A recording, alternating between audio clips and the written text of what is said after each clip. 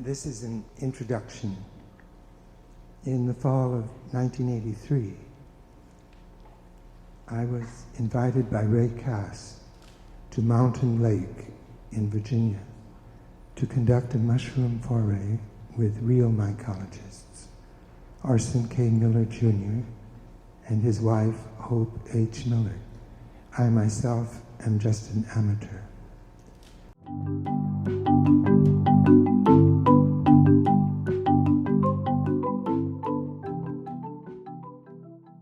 You're listening to the Mushroom Revival podcast. This is one of my favorite songs.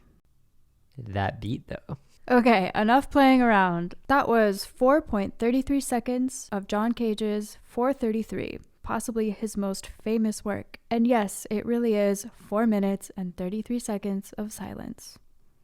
But what in the hell does this have to do with fungi? Well, John Cage was an American composer, writer, and philosopher. And also, you guessed it, a mycologist. Truly a cult figure. But I'll bet some of his biggest fans had no idea he was an avid mushroom forager, including me. Until recently, when John Cage, a Mycological Foray was released by the Atelier publishing house. Cage said himself, "I have come to the conclusion that much can be learned about music by devoting oneself to the mushroom." One evening, I was to give a talk, bringing together my devotion to the arts and my love of mushrooms. I decided to write a new text in the same way that I had written themes and variations. This is a rare case where a renowned artist actively devotes himself to the fungal kingdom to learn more about their craft. And today we have two of the three founders of the Atelier publishing house who made this all possible, Pascal Georgiev and Kingston Trender. So we've been working with the John Cage Trust for a few years now, and have just put out this book called John Cage, A Mycological Foray, in which we are exploring his different, I call them artworks with, very big air quotes because there's nuance between performance, music, and writings, but basically all of his musings and explorations with mushrooms, as well as his personal collections. And so that's the way that we dove into the universe of John Cage. Atelier Edition is a 5-year-old publishing house, so we're still quite young, and we tend to author about a third to half of the books that come out under our moniker. So we do work with other researchers as well, but this is an example of a book where Kingston and I were knee deep in the research, so we were really kind of the ones that developed the project. So that's why we can let ourselves speak on the behalf of the beloved John Cage in terms of mushrooms and not the rest. His interest and fascination with mycology in a way catalyzed our own. Let's dive a little deeper. Who is John Cage? Why is he so famous as a musical composer? And then how does that weave into mushrooms? John Cage is first and foremost known, I suppose, now as the man who made 4 minutes and 33 seconds of silence. So to be a composer that was so prolific, and yet he's so known for a silent performance, and I think that to myself, that was always quite symbolic of him, because it's just the tip of the iceberg, but it's the fact that he challenged a lot of norms. The thing that's why he sort of endured in terms of importance is because he was, if you think of the sort of early and mid 20th century in the US, in terms of composition, he really led the avant-garde and really, deconstructing and reconceptualizing what is a composition, right? I mean, a lot of his writing and thinking is around not necessarily the structures of a composition, but the interrelationship between notes and sounds. And the point of 433, I'm paraphrasing enormous amounts of theory, but is essentially listeners and audiences to reconsider A, what is composition, B, what is the interrelationship between sound, and C, what is sound itself. Mm-hmm. And so 433 simply allows a time period within which audiences can reconsider those things. It's a place to think from and think within, I think is why that piece is so important. But secondly, I think John Cage is so important because he is and was, and perhaps still does in some ways posthumously, challenged all the conventions of composition, but in an extremely accessible, often very funny, contagiously enthusiastic way. the word irreverent comes to mind, and yet it's not the correct word. He just was very a man of the people, and there's something about progressively he went from this man that was always dapper and in a suit to someone who was wearing jeans everywhere, blue jeans, because he wanted to always be ready to go out and forage. And it wasn't like an intentional progressive change of kind of the importance of how you appear, but it was more like the practicality of it, and really the everyday is really important for his process. I think to add to that, one of the interesting things I think about John Cage in his work and his work and his thinking is that he was a practitioner within so many fields, and seemingly really labored to break down the siloing between practices. He was very good friends with people like Robert Rauschenberg, for example. Spent a lot of time, experimenting with illustration, painting, composition, mycology. I mean, all these things. He spent a lot of time, it feels, certainly within his practice, attempting to create sort of a very holistic practice in all senses. I think there's, such a strong correlation between, especially 433 and mushrooms, with Terence McKenna with, 5 grams in Silent Darkness. And it's just really turn inward and look what's arising when you connect with the mushrooms. And that's similar with his performance of really tuning in. And I think he was an avid environmentalist and loved to get out in the woods. And I think I read that someone asked him if he liked magic mushrooms or psychedelics, and his response was like, they're all magic, right? Yeah, and exactly. And that response, I think, is really comes from his Zen Buddhism background of just like, it's beyond the sheet of music, and everything is music. Yeah, a cough in the foreground is part of the experience. It's all part of the trip. It's all part of tuning into your environment. There is this amazing, and we sort of discovered this working with the John Cage Trust and really sort of, excavating Cage's earth, is that there is this enormous inherent tension between his adoration for mycology and fungi, and yet this inability to create sound from them. All superimposition on an external point about music and mushrooms having a relationship for him. Totally dismissed that out of hand. And yet there are dozens of compositions and writing exercises and nostostic poems and, all manner of compositions and illustrations and so forth that relate to mushrooms. So clearly it was a very core part of his being itself and practice, and yet he had them on the mind. He had said that, they live so close in the dictionary or in the encyclopedia, and yet they can't interact by, because the mushroom, you can rub it as much as you want. It won't make a sound in a way that he was able to create sounds out of other everyday objects. But what I was going to say is there's also this notion of chance operation that's so key in his way of composing and experimenting, and he, and it's very linked to Zen Buddhism of like and the chance foraging. And foraging is a perfect example of how you don't know what you're going to find. Of course, if it's morel season, you've got a spot, you're on the hunt for something very specific, but you don't know, you might uncover something else, and you have to kind of stay open and stay observant and stay in silence and kind of absorb everything around you and become one with that space to really, really see.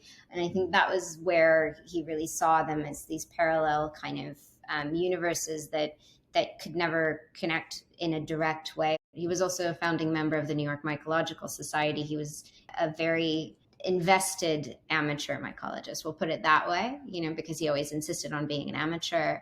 One of his quotes is, "Nothing is more sacred than any other thing." Right. So I can totally see this with his foraging. I think he saw each mushroom as individually just as astounding. And there's a parable I read, maybe it was one of your articles, Kingston. He ate a poisonous mushroom and mistook it for something else, and it sent him to the hospital and almost killed him. And he was barely fazed. I think he had some kind of backhanded comment like, okay, that's not that mushroom, that's the other one, like back to work. It's funny because there's a few things there is this kind of, I'm not sure whether it's intentional or not, but there is this kind of flippancy about his own mortality. Mm-hmm. And one of the, you mentioned this near fatal mushroom encounter, Lara, which did happen. But the other thing he sort of talks about the idea of foraging and chess both being games of chance with potentially fatal consequences. There is also this kind of parable where he talks about entering an anechoic chamber, which is a chamber where there is absolutely no noise whatsoever. It's a completely soundless chamber. And he had hoped to go and literally hear silence, and instead he heard his pulse and his heartbeat. Going back to the thought of nothing being sacred, I think he looked for the sacrosanct in terms of audibility in a anechoic chamber, and came away reflecting on the audibility of his own mortality, but not necessarily his mortality itself in a way. He's sort of like interestingly flippant. So anechoic means free from echo, and an anechoic chamber is a room engineered to absorb all the detectable sound. I've been in a less extreme version of this room, and for the first time in my life, heard the blood pumping around my head.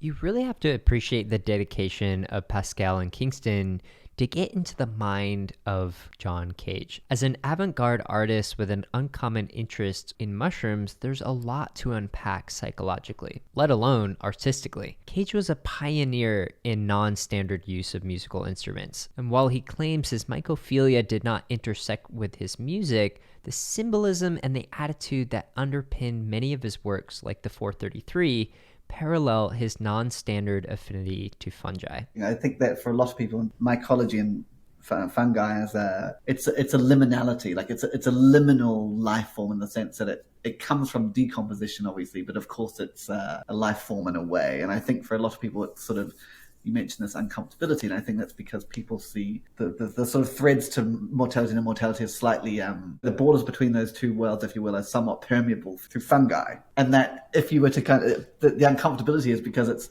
it's a threshold of death. And I think Cage kind of maybe recognized parts of that. Buddhism and ego boundaries and life and so forth is all sort of twined up in this liminality. And he breaks the rules a lot. If you ask any mycologist, fungi just break every rule in the book. Right. And I think as a mycologist, he was seeing they're breaking the rules. Why does a piano have to be like a piano? Why can't I put things in the strings and change the rules just like fungi are? There's a story of him listing 24 names of white sporadic agaricus, and he listed them in alphabetical order. What the story behind that? That was on an Italian television program in the sort of late 50s. It was called our bad pronunciation, Lazzo-Irapia, which means it translates to the equivalent of double or nothing. Yeah. Or lose everything, win or lose everything. Yeah. And it was this television show. It was quite interesting, the format. Basically, they would invite on experts in various fields, and John was invited on as the mycology expert. And the premise of the show was each week you would answer a series of questions with the opportunity to either double your winnings and move to the next week's show or lose everything if you answered incorrectly. And so the host asks contestant John Cage, can you name the 25 varieties of American white-spotted agaricus, whatever it is? 24, excuse me. And he says, yes, and I can name them alphabetically, which he does successfully. He wins the money, the kind of golden... the ceiling opens and, trumpeting and whatnot. And he took the money and he bought a Volkswagen bus and a piano for his house at Stony Point. Yeah, he bought a bus for, so his partner, Merce Cunningham, they were together for, 5 decades. Right. And so Merce is a very well-known choreographer and dancer and needed a tour bus. And so, yeah, he used the kind of fungi obsession to fund an artist's lifestyle, and that's also kind of part of the beauty of it. So there's also this kind of community aspect to a lot of his approach. But something interesting too about that moment on television is that he, John Cage, insisted on being an amateur mycologist, right? And yet kind of achieve stardom with the knowledge which is not, if not amateur, is certainly extremely well developed. There's a website kind of devoted to his Italian kind of adventures, especially to this show, and the person that kind of it's it's a very elaborate blog, I suppose. He keeps updating it with these articles and so forth. And I think it's johncage.it. It's very easy to find. But basically, there's all this photography that this person has been searching for this whole time. Because he appears on the newspaper, he appeared on television. But the original film of that isn't archived in a way that has been found as a whole, and so a lot of people have been on this quest. So there's this like subculture of looking for Cage's time on foraging television. for Cage. I know, it's like this whole thing. Whoa. So it's a whole. You can really descend into universes with this, and with the book. I personally tried to stay on the side of kind of organizing archival materials and keeping a perspective on the different, artworks and writings that we were bringing in. But one thing we haven't really mentioned was his diaries and indeterminacy stories, yes, and all these kinds of excerpts that we bring in. And so to bring back this idea that he gave things a go and would write these little pieces in various forms about many things, including mushrooms. So that's kind of how people got these little snippets of his interest. And then having been on that game show, he kind of really showed a broader interest in it and a capacity to share Latin names. So now for a little treat. We're going to read a segment from Indeterminacy, a collection of stories that consisted of, quote, things that happened that stuck in my mind. Music and mushrooms, 2 words next to one another in many dictionaries. Where did he write the 3-penny opera?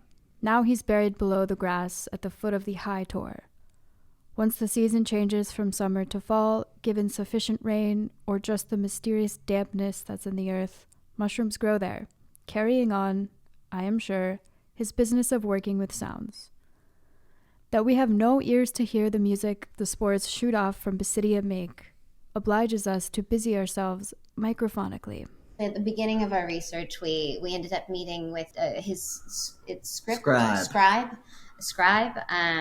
who had been immersed in the world of mushrooms because he was working so closely with Cage. And Cage, as one of the founding members of this kind of second iteration of the New York Mycological Society that came to life in the 1960s. He founded it with a dear friend and also an artist, but a visual artist named Lois Long, with whom he did a couple of artist book explorations as well, including Mushroom Book, which is in our volume. And he was experimenting, foraging, and having outings and travels and all these things with different musicians. To really paraphrase the way that Laura Kuhn had described it, it's this thing that he was interested in, and they'd be on a tour bus and he'd run out and go get the mushrooms. But obviously, if you were with him, you were going to eat them and experience that love and that enthusiasm, but the consumer side of things, where you have the pleasure of being fed things that have, the wild herbs and the mushrooms that somebody's gathered for you.